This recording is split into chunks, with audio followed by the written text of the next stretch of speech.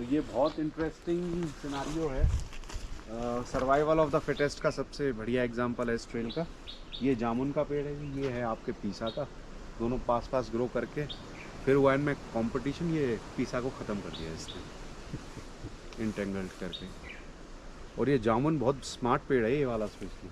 अगर आप ये देखो ऐसा सीधा जाता हुआ ब्रांच पेड़ की तरह, मतलब इंटरेस्टिंग चीज़ है ये। मतलब अगर आप देखो तो लाइट के लिए इसको लाइट की जगह मिली तो वहीं से इसने अपनी ब्रांच को सीधा ऊपर किया। मतलब इन लोगों में कितना दिमाग है। तो हाँ, मतलब सेंस करते हैं।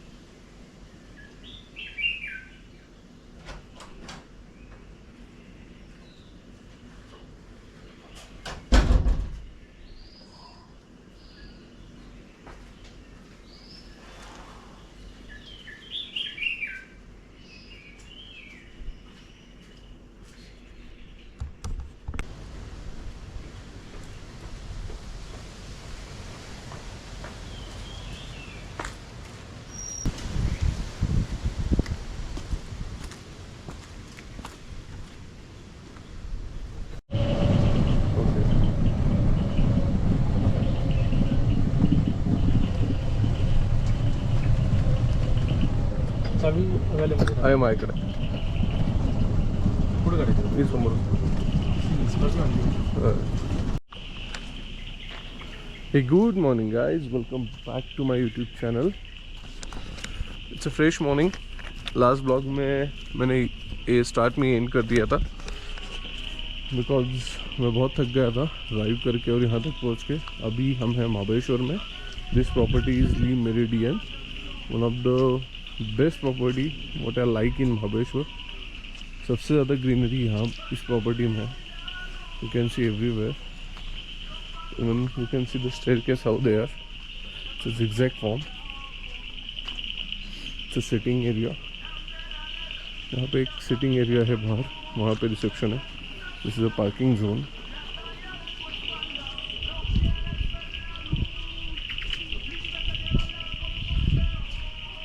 एक्चुअली मुझे थोड़ा सा गर्म पानी चाहिए, रूम में भी था बट मैंने बोला थोड़ा वॉक भी हो जाएगा. वैसे भी I am going to nature walk at around 8 o'clock. तो मेरे को गाड़ी में से शूज़ भी लेने हैं, अभी याद आया. See look at the beauty.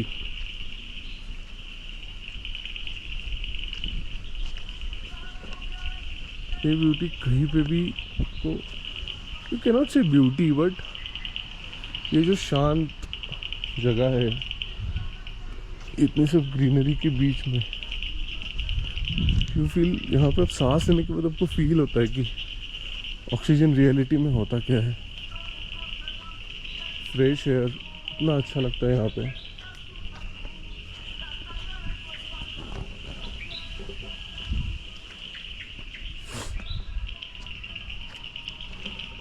चलो मैं अभी ऊपर जाता हूँ. पहले मेरे को गर्म पानी लेना है, पानी लेता हूँ और आपको प्रॉपर्टी दिखाता हूँ.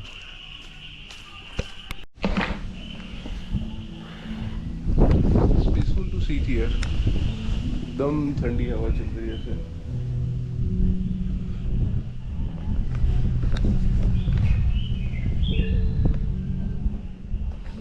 ये प्री मानसून के पहले का है. अभी मानसून यहाँ पे चालू हो गया है. प्री मानसून के पहले जैसे ठंडी हवा पड़ती है ना,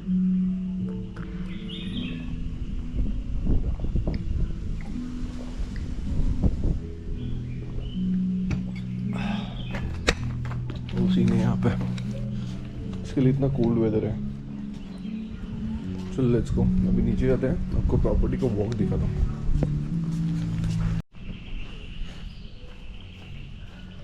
अगेन द सेम स्टेयरकेस. चलो गाड़ी में पहले मुझे टैबलेट्स रखनी है और मुझे शूज़ कलेक्ट करना है because 8:15 I have to go for nature walk. उसके लिए मेरे को गाड़ी में से शूज़ कलेक्ट करना है. और यहाँ पे सब बिसाइड पार्किंग है. You go inside the property.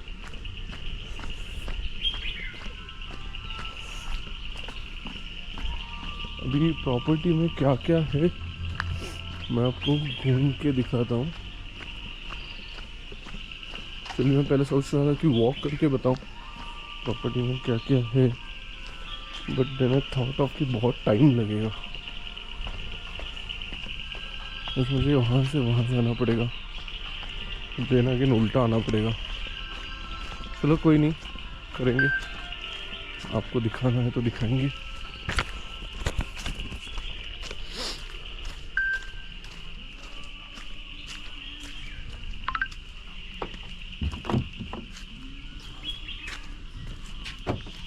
ये अपनी बीस्ट यहाँ पे खड़ी है, रख दिया मैंने यहाँ पे, और कनेक्टर तो है मेरे पास, शू साइड पे है।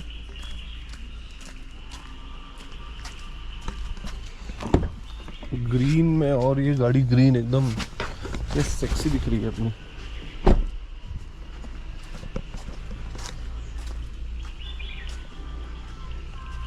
Look at the beauty, man. आहा आहा।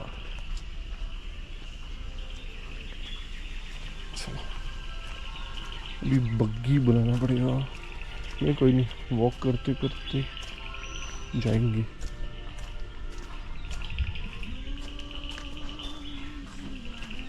बग्गी में से मैं ओवरऑल दिखाऊंगा, बग्गी में से ओवरऑल मैं दिखाता हूँ, बाद में हर एक जगह जाके दिखाऊंगा।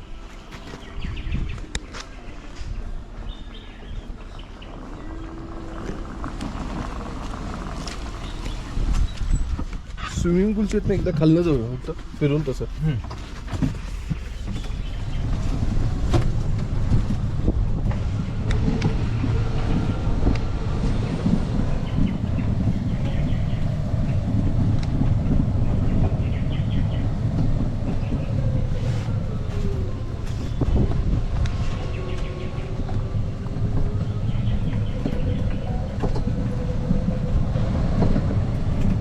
These are all villas.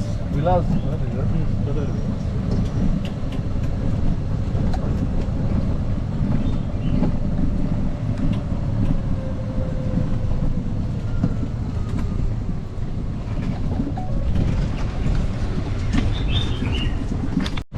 This is one kind of signature villa.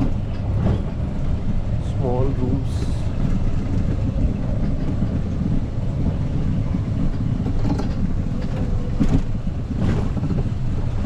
Here's the spa.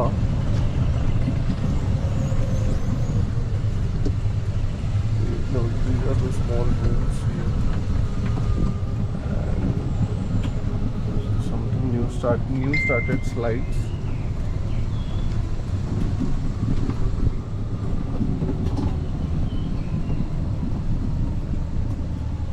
ऊपर स्विमिंग पूल है। नहीं नहीं, this is kids recreation room, infinity swimming pool.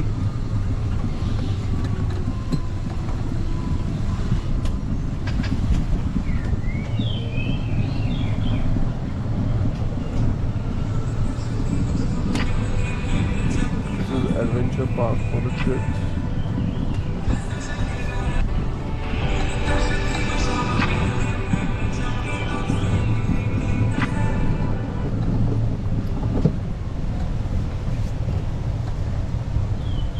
Small buggies which works on the battery.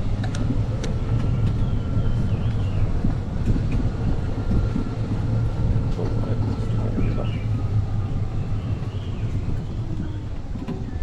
बस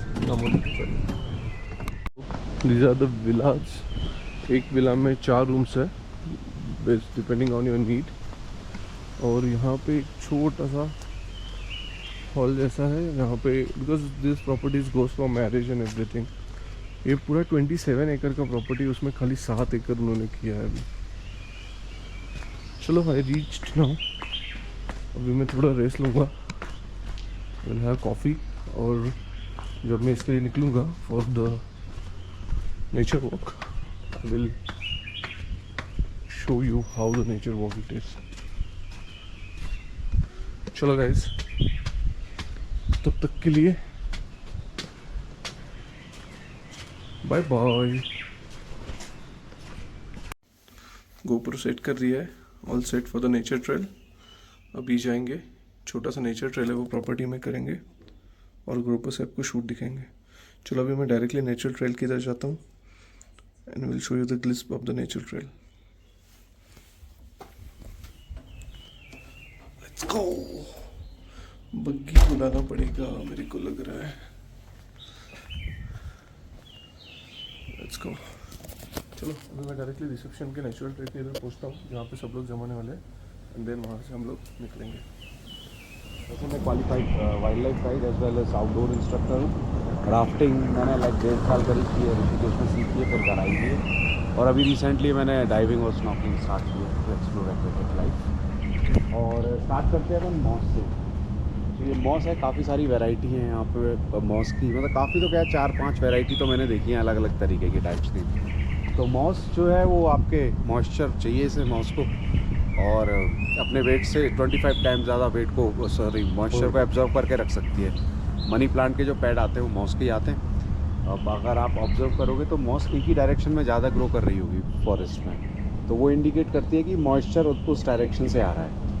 सो अगर वो direction majority tree में अगर एक ही डायरेक्शन में उसी डायरेक्शन में जाएंगे तो चांसेस हैं कि वहाँ पानी मिल सके उस डायरेक्शन में। तो इस और ये हमारा सेकंड कॉमन ट्री है, मतलब पहला तो जामुन हो गया, फर्स्ट डोमिनेटिंग सबसे ज़्यादा जामुन है। दूसरे नंबर पर ये आयरन वुड, हार्ड वुड है बहुत ज़्यादा, और शायद वुड की डेंसिटी की वजह से ही लोग इसका चारकोल भी बना लेते हैं यहाँ पे, क्योंकि अर्लियर 24/7 कुछ सारी चीज़ें अवेलेबल तो थी नहीं आज की तरह। सो लोग फ्यूल फूड स्टोर करके रखते थे सीज़न के हिसाब से। तो यहाँ पे लोग बरसात के लिए इसको फ्यूल के तौर पे यूज़ करते थे, इसको चारकोल को। और इसका फ्रूटिंग पे भी आ रखा है, ये सारे पर्पल जो दिख रहे हैं ये अंजन का फ्रूट है। और दूसरा क्या है कि अंजन के साथ साथ एक करवंदे करके एक बेरी आती है छोटी, हाँ जी, वो भी थोड़ी ऐसी ही दिखती है पर बड़ी है। इसका पेड़ का नाम क्या है? अंजन। और moisture all around the year रहता है, क्योंकि ब्रॉडर सरफेस होगा उतना ही ज़्यादा इवेपोरेशन होगा। मतलब ज़्यादा हाई मॉइस्चर वाले एरिया में ब्रॉडर लीव्स, और जहाँ जैसे ड्राई राजस्थान गुजरात जैसे एरियाज में अकेशिया बबूल जैसी लीव्स। ओके, तो वैसे देखा जाएगा तो फिर if you go more towards down towards the जहाँ पे बारिश बहुत होता है तो इससे तो काफ़ी बड़े होंगे फिर। हाँ, बड़े चौड़े पत्ते, हाँ सर, रेन फॉरेस्ट में चौड़े पत्ते के जान से है। ये पानी उसके ऊपर रुका है ना? हाँ, हाइड्रोफोबिक है। नई पत्ती क्या है, हाइड्रोफोबिक रहती है। इवेपोरेशन के लिए ज़्यादा सरफेस, अब इवेपोरेशन मतलब हाँ गर्मी से ज़्यादा पानी उड़े ना, तो वही रीज़न है। अब ये हाइड्रोफोबिक है। हाइड्रोफोबिक बेसिकली ऐसा लगता है कि पानी मतलब बारिश के बाद ज़्यादा ना रुके, जो भी लाइट है उसको प्रॉपरली ऑप्टिमाइज कर पाए। ये यहाँ का forest area do not enter. वो बारिश से मिट गया विदाउट पेइंग वाला जो we are going towards deep forest.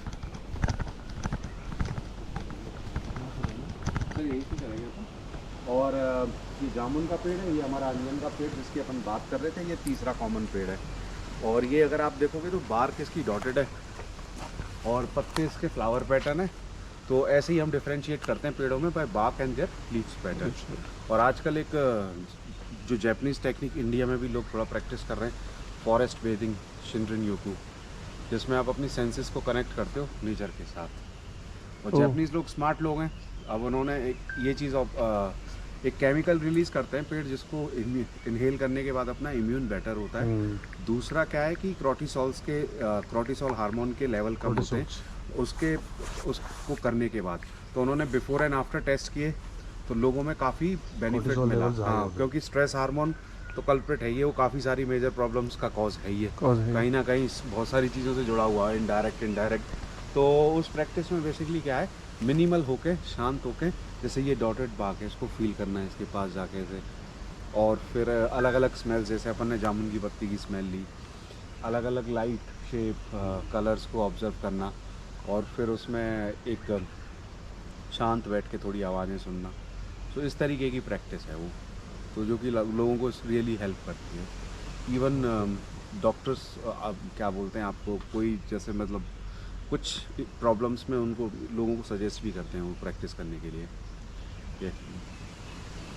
Sir आप रामदेव बाबा का तरीका यूज़ और ये मेरा मतलब एक तरीके से फेवरेट पेड़ भी है। अगर आप इसको देखो, ये कंपटीशन को बीट कर रहा है।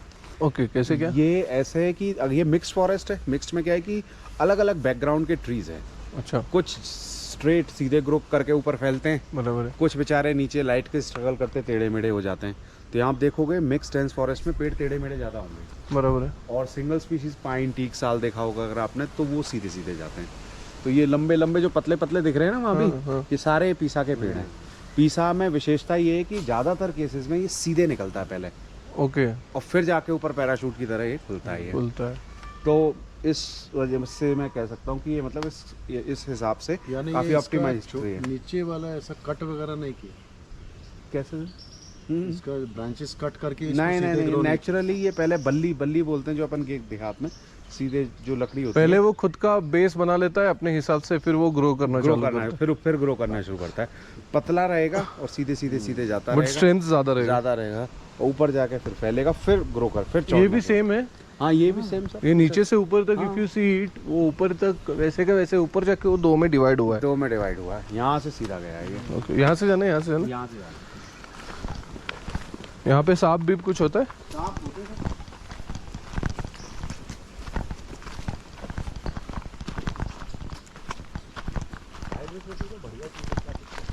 हाँ,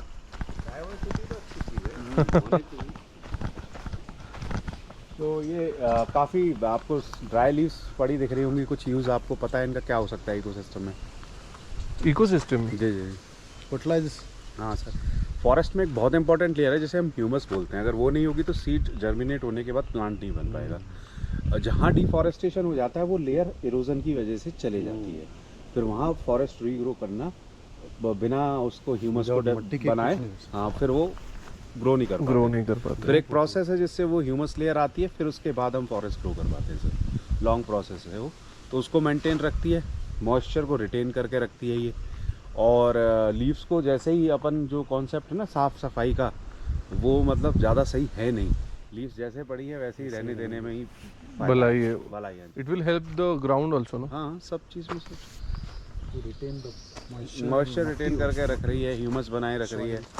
अभी जो यूरोपियन कॉन्सेप्ट है ना ये लॉन वॉन वाले, ये बहुत प्रैक्टिकल है नहीं, मैं बताऊँ आपको। उनका तो क्या था कि ठंडे वेदर से आए थे यहाँ, आप ट्रॉपिकल कंट्रीज़ में बहुत उनको मतलब हार्श कंडीशन से एकदम बहुत अच्छी कंडीशंस मिली, तो उन्होंने काफ़ी सारी चीज़ें मतलब यहाँ भी की और वहाँ भी सर कोशिश की। ये अभी हम लोग के साथ लगाव है। ये क्या ऐसे बैरिकेड बना, वॉल बनाया क्या इधर? सर ये प्रॉपर्टी है इधर प्राइवेट, ये कामेरिडियन की, वो दूसरी प्रॉपर्टी है, तो लोकल पेड़ लगा सकते हैं सर। और ऑर्गेनिक तो कुछ है नहीं, अगर आप वेजिटेबल्स या कुछ इवन सैलेड के लिए या हर्ब्स कुछ ग्रो कर पाएँ तो वो भी और अच्छी बात है सर मेरे हिसाब से। छोटा सा लॉन वॉक करने के लिए भी ठीक है नंगे पाँव। तो ऐसा है सर, कॉम्बिनेशन ऑफ ऑल। अगर जगह दी है ऊपर वाले ने, टेरेस फार्मिंग का भी कॉन्सेप्ट बहुत बढ़िया है सर। मैं गांव में रहता था, फिर मुझे फ्लैट में शिफ्ट होना पड़ा। कौन सा गाँव? गांव राजस्थान भरतपुर सर। तो वहाँ मुझे रियलाइज़ हुआ कि मैं गांव में पानी और मिट्टी मतलब मेरे पास इजीली अवेलेबल थी और खूब था। और फिर जब मैं सिटी में गया तो दोनों चीज़ें नहीं थी मेरे पास, तब जाके वो मेरे अंदर से वो लगा कि मेरे को कुछ लगाना चाहिए। तो फिर मैंने वर्टिकल गार्डनिंग पे और टेरेस फार्मिंग पे बहुत मतलब थोड़ा बहुत रिसर्च किया। फिर मैं काफ़ी चीज़ों समझ में आई कि भाई एक तो वेट ज़्यादा ना हो, मॉइस्चर कैसे बनाए रखें, इरिगेशन का चैलेंज है, फिर हीट का चैलेंज है कम पानी में। फिर बाकी कीड़े वीड़े तो सिटीज़ में होते नहीं है, तो वैसी बीमारी तो आती नहीं है वहाँ पे। बराबर। केवल वही है जो आपका पानी का, हीट का और वेट मैनेजमेंट, और नीचे वो मॉइस्चर से आपकी छत खराब ना हो। वो सारी चीज़ों को फिर लेके मैंने सर कॉम्बिनेशन से की खेती वहाँ पे।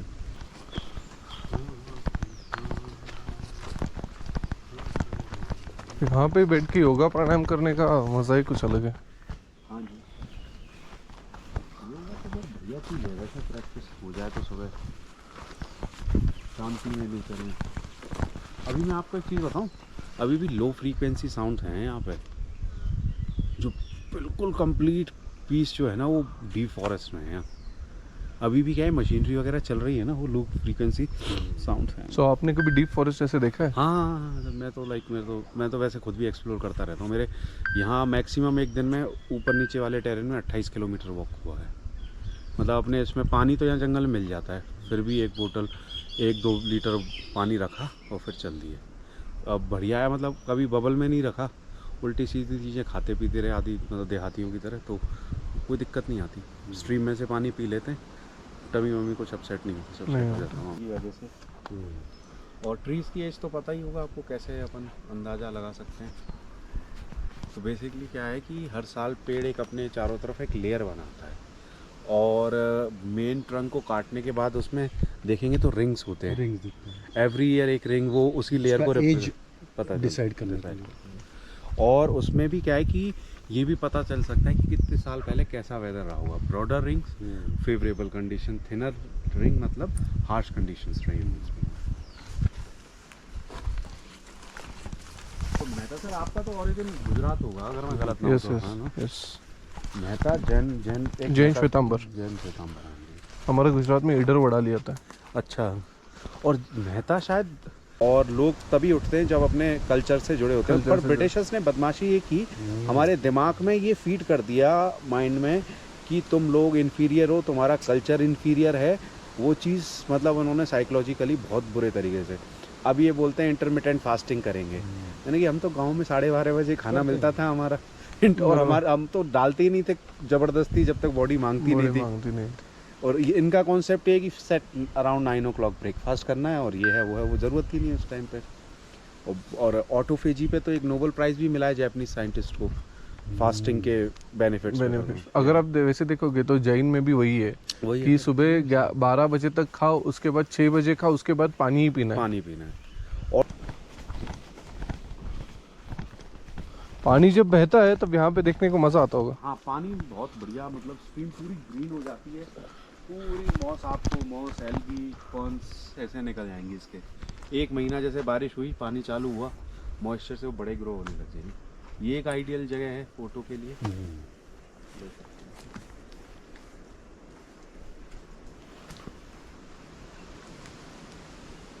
उसमें भी क्या हुआ, वैश्य समाज कभी भी मतलब अग्रेसिव नहीं था। तो जैनिज्म का जब कॉन्सेप्ट आया तो उनको अच्छा लगा कि भाई ये कॉन्सेप्ट हमें सूट करता है, क्योंकि इसमें हिंसा नहीं है, अहिंसा है। और वही ये जो भी सोसाइटी जैसी आइडियोलॉजी की होती है वो वैसा ही चाहती है कि सारा समाज वैसे ही सोचे और वैसा ही हो जाए, बट ये इम्पॉसिबल है। ह्यूमन में कॉन्फ्लिक्ट हमेशा रहेगा। हम बोलते हैं रामराज, रामराज जो चीज़ है, टर्म है, वो इल्यूजन है साहब। राम की खुद की लाइफ में रामराज नहीं रहा, वनवास काटना पड़ा, फिर रावण से लड़ाई करनी पड़ी, फिर सीता के साथ कॉन्फ्लिक्ट रहा, फिर अपने बच्चों के साथ अश्वमेध, हाँ, उनकी खुद की लाइफ पूरी ऐसी जगह। तो जब मैंने देखा कि गांव में बोल देते हैं हम लोग कि भाई रामराज है, हो गया ब्रज भाषा में, बट वो एक्चुअल रामराज है नहीं गई। स्पीशीज लड़ती रहेंगी आपस में, कॉम्पिटिट करती रहेगी। वो तो पानी इसके ऊपर से भी बहता होगा ऊपर नहीं, इसके नीचे नीचे तक ही जाता है पानी। ओके। इसके ऊपर तक बहुत कम, मतलब बहुत हैवी रेनफॉल हो जाए, क्योंकि क्या है कि बारिश जैसे ही हुई, थोड़ी रुकी, सारा पानी बह के नीचे पहुंच जाता है। हाँ जी, रुकता नहीं है ना। नहीं। So we are going up now. हाँ, अप साइड। और ये बहुत इंटरेस्टिंग सिनारियो है। सर्वाइवल ऑफ द फिटेस्ट का सबसे बढ़िया एग्जांपल है इस ट्रेल का। ये जामुन का पेड़ है, ये है आपके पीसा का, दोनों पास पास ग्रो करके फिर हुआ इनमें कंपटीशन, ये पीसा को ख़त्म कर दिया इसने इंटेंगल्ड करके। और ये जामुन बहुत स्मार्ट पेड़ है ये वाला स्पेशली।